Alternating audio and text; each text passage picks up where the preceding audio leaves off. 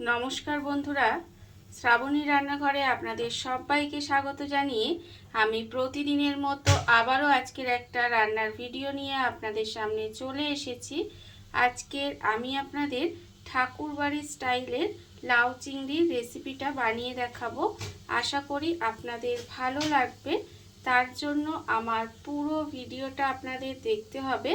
আর দেখা শুরু করার আগে একটা লাইক দেবেন, ভিডিওটা সম্পূর্ণ দেখে সুন্দর একটা কমেন্ট করবেন আর শেয়ার করতে ভুলবেন না।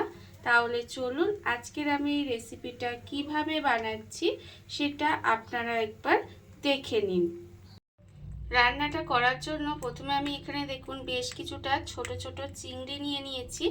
আর চিংড়ি মাছটাকে ভালো করে ছাড়িয়ে ধুয়ে পরিষ্কার করে রেখে দিয়েছি। এইবারে আমি মাছের মধ্যে দিয়ে দেব প্রথমে নুন।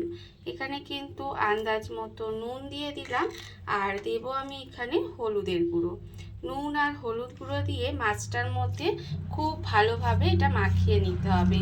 এটা কিন্তু খুব ভালোভাবে এইভাবে মাখিয়ে নেব। আর দেখুন এটা আমার মাখানো হয়ে গেছে। আমি কিন্তু এটাকে এইভাবে একটু রেখে দেব। এই ধরুন 5 মিনিট মতো এটাকে এইভাবে রেখে দেব। আর অন্যদিকে দেখুন গ্যাসটা অন করে এখানে আমি কড়া বসিয়ে দিয়েছি। এইবারে আমি কড়ার মধ্যে দিয়ে দিচ্ছি সর্ষের তেল। এখানে কিন্তু বেশ কিছুটা সর্ষের তেল দিয়ে দিলাম। দিয়ে তেলটা আমি খুব ভালোভাবে গরম করে নেব।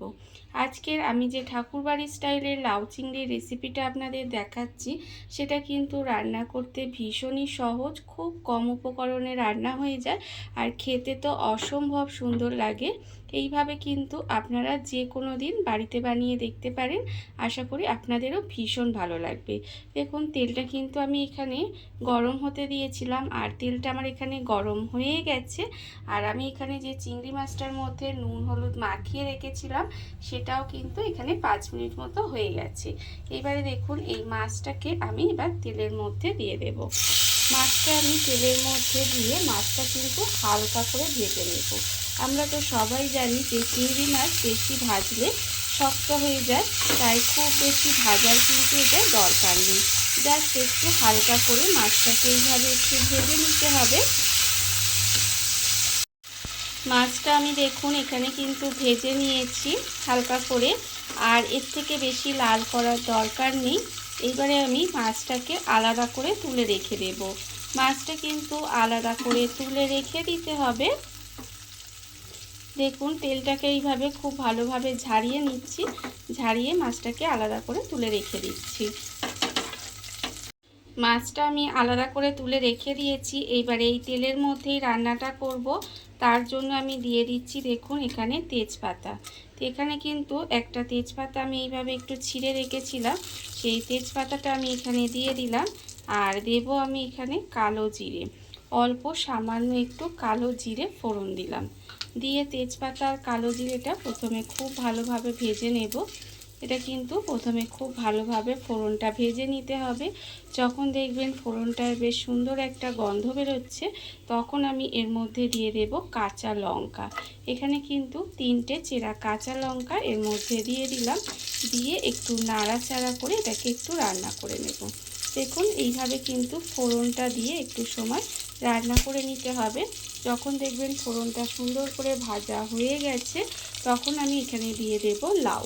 এখানে লাউটা কিন্তু এইভাবে একটু সরু সরু করে কুচি করে রেখেছি, সেই লাউটা এখানে দিয়ে দিলাম। লাউটা দিয়ে এবার এটাকে এইভাবে একটু রান্না করে নেব। মানে এইভাবে দেখুন তেলের মধ্যে দিয়ে লাউটাকে এইভাবে উল্টিয়ে পাল্টিয়ে একটু রান্না করে নিতে হবে। লাউটা দিয়ে আমি কিন্তু এইভাবে একটু সময় নাড়াচাড়া করে রান্না করে নিয়েছি। এইবারে দেখুন আমি এর মধ্যে দিয়ে দেব আন্দাজ মতো নুন। নুনটা কিন্তু এই সময় দিয়ে দিচ্ছি। আর দেব আমি এখানে খুব সামান্য অল্প একটু হলুদের গুঁড়ো। অল্প একটু হলুদের গুঁড়ো দিলাম। আর দেব এখানে একটু চিনি। অবশ্যই করে কিন্তু একটু চিনি দেবেন, খেতে ভালো লাগবে। দিয়ে এবার এটাকে আবারও একটু সময় মিশিয়ে নিচ্ছি। আমি প্রথমেই বলেছিলাম ভীষণই সহজ রান্না। আর বাড়িতে থাকা সামান্য কিছু উপকরণেই কিন্তু এই রান্নাটা হয়ে যাবে। খেতে কিন্তু ভীষণ সুন্দর লাগে। একদম এই গরমের জন্য পারফেক্ট একটা রেসিপি। আমি কিন্তু মশলাগুলো দিয়ে জাস্ট একটু সময় নাড়াচাড়া করে নিয়েছি।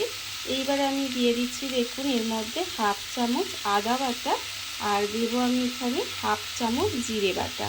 যেহেতু ঠাকুরবাড়ির রান্না সেই জন্য কিন্তু আমি এই আদা আর জিরেটা আপনারা দেখে হয়তো বুঝতে পারছেন, আমি কিন্তু এটা শিলে বেটে নিয়েছিলাম। এইবারে দেখুন এটা কিন্তু অবশ্যই করে শিলে বেটে নেবেন, তাহলে খেতে ভালো লাগবে। আর যদি আপনাদের কাছে শিল না থাকে তাহলে মিক্সিতে বেটেই দিতে পারেন। এইবারে দেখুন এটা দিয়ে কিন্তু আমি এইভাবে একটু মিশিয়ে দিচ্ছি, মিশিয়ে মশলাটাকে একটু সময় কষিয়ে নেব। একটু কিন্তু এইভাবে কষিয়ে নিতে হবে। মশলাটা দিয়ে কিন্তু আমি এখানে একটু সময় এভাবে কষিয়ে নিয়েছি, দেখতেই পাচ্ছেন এটা কিন্তু আমার কষানো হয়ে গেছে।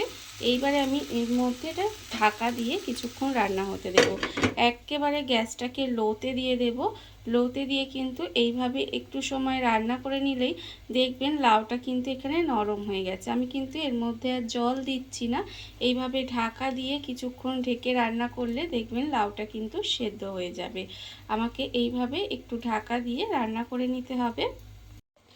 ঢাকা দিয়ে আমি বেশ কিছুক্ষণ এইভাবে রান্না হতে দিয়েছিলাম। এর ফলে দেখুন লাউ থেকে কতটা জল বেরিয়েছে, আর লাউটাও কিন্তু আস্তে আস্তে নরম হয়ে গেছে।